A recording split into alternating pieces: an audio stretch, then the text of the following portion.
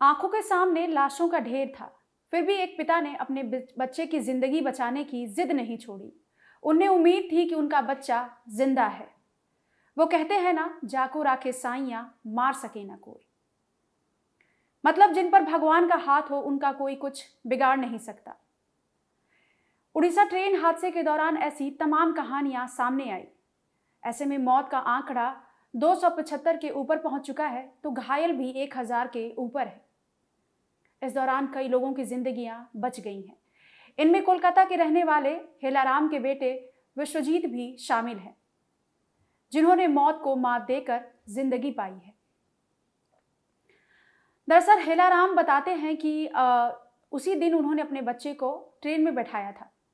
कुछ देर बाद उन्हें फोन आता है कि उनके बच्चे की मौत हो गई है, जिसके बाद उन्होंने उम्मीद नहीं छोड़ी। उन्हें लगा कि ये झूठ है, उनका बच्चा जिंदा है। फौरन उन्होंने इस बात की जानकारी अपने बहनोई को दी। उन्होंने कहा कि हम चलते हैं उड़ीसा के बालासोर।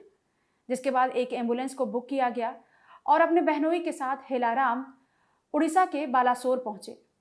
करीब 230 किलोमीटर का लंबा सफर तय कर हेलाराम अपने बच्चे की जिंदगी बचाने बालासोर पहुंच गए।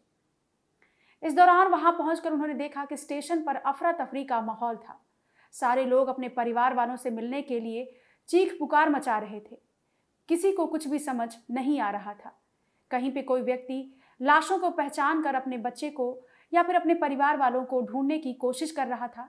इसी दौरान जब हेलाराम को लगा कि उन्हें अपना बच्चा कहाँ पर मिलेगा, तब उन्होंने पुलिस वालों से पूछताछ की। इसके बाद पुलिस वालों ने उनसे कहा कि आप एक बार जाकर मुर्दा घर में देखिए, आपका बच्चा शायद वहीं पे पड़ा हो। इसके बाद यकीन तो नहीं हुआ हेलाराम को कि मेरा बच्चा इस दुनिया में नहीं है, लेकिन फिर भी उन्होंने इधर उधर तलाश की, उनका बच्चा कहीं नहीं मिला। इसके बाद वो मुर्दा घर पहुंचे। वहां पर तमाम लाशों के ढेर लगी थी। लाशों के बीच ही एक हाथ उन्हें हिलता हुआ दिखाई दिया। जिसके बाद उन्होंने वो जिद पे अड़ गए कि ये मेरा बच्चा है और ये जिंदा है। फौरन पुलिस वालों ने जिसको वो डेड बॉडी समझ रहे थे, वो हेलाराम का बेटा विश्वजीत था, उसको बाहर निकाला गया। फौरन एम्बुलेंस में लेकर हेलाराम उसे हॉस्पिटल पहुंचे। इस दौरान आसान नहीं था विश्वजीत को वहां से निकालना, क्योंकि पुलिस वाले जो थे और वहां पे जो कर्मचारी थे वो जिद पर अड़े थे कि यहाँ पर सिर्फ मुर्दा जो है उन्हीं को लाया गया है, यानी कि सिर्फ डेड बॉडीज ही यहाँ पर पड़ी हुई हैं, जिंदा लोग यहाँ पर नहीं हैं। लेकिन हेलाराम जिद पर अड़ गए और उन्होंने अपने बच्चे को एम्बुलेंस में बैठाया और उसे लेकर हॉस्पिटल पहुंचे। इस दौरान विश्वजीत जो था वो बेहोश था। फौरन उसे उड़ीसा के बालासोर हॉस्पिटल में एडमिट कराया गया। वहां पर डॉक्टरों ने उसे प्राथमिक उपचार दिया और वहाँ जो घायल था उसे किसी भी तरीके से होश में लाया गया। जब वो होश में आया तो फिर उसे कटक रेफर कर दिया गया।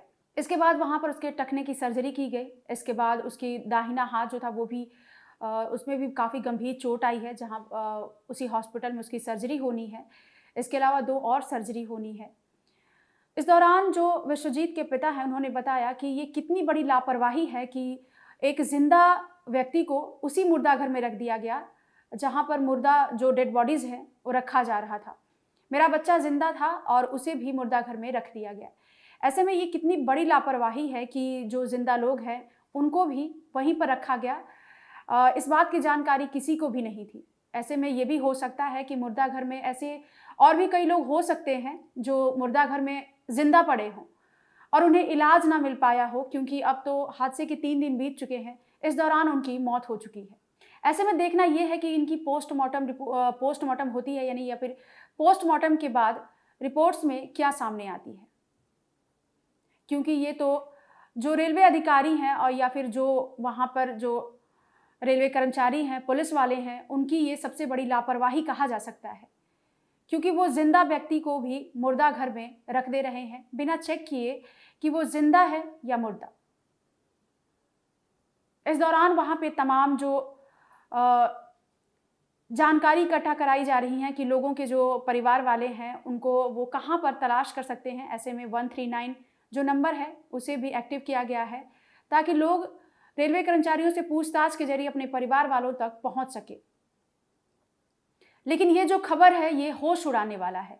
हेलाराम ने जिस तरीके से अपने जिंदा बच्चे को मॉर्चुरी से बरामद किया है, उसके बाद हॉस्पिटल में एडमिट कराया, जहां पर उनके बच्चे की जान अब सुरक्षित है और वो अपने बच्चे को लेकर खुश हैं। ये सबसे बड़ी लापरवाही और दिल दहला देने वाली बात है कि एक जिंदा व्यक्ति को आप मुर्दा घर में रख देते हैं और किसी को खबर ही नहीं है कि वो जिंदा है।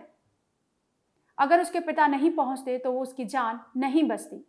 ऐसे में पुलिस वालों को जांच करनी चाहिए। जांच करने के बाद ही मॉर्चुरी में जो ऐसे लोग हैं उन्हें रखवाना चाहिए कि ऐसे में डॉक्टरों की हेल्प लेनी चाहिए कि जो लोग जिंदा होंगे उन्हें हॉस्पिटल में एडमिट कराना चाहिए। जांच से पहले उन्हें मॉर्चुरी में रखवाना, कुछ लोग बेहोश भी हो सकते हैं, ये बहुत ही दयनीय है और ये काफ़ी दिल दहला देने वाला है। ऐसे में एक पिता जो इतने एक्टिव थे, उनकी बदौलत ही उनके बच्चे विश्वजीत जो कि 24 साल का है, उसकी जान बच पाई है। उड़ीसा बालासोर एक्सीडेंट के दौरान ऐसी कई कहानियां सामने आई हैं। कई लोगों की जान इस वजह से बच गई जिन्होंने अपनी सीट लास्ट मोमेंट पर चेंज की है।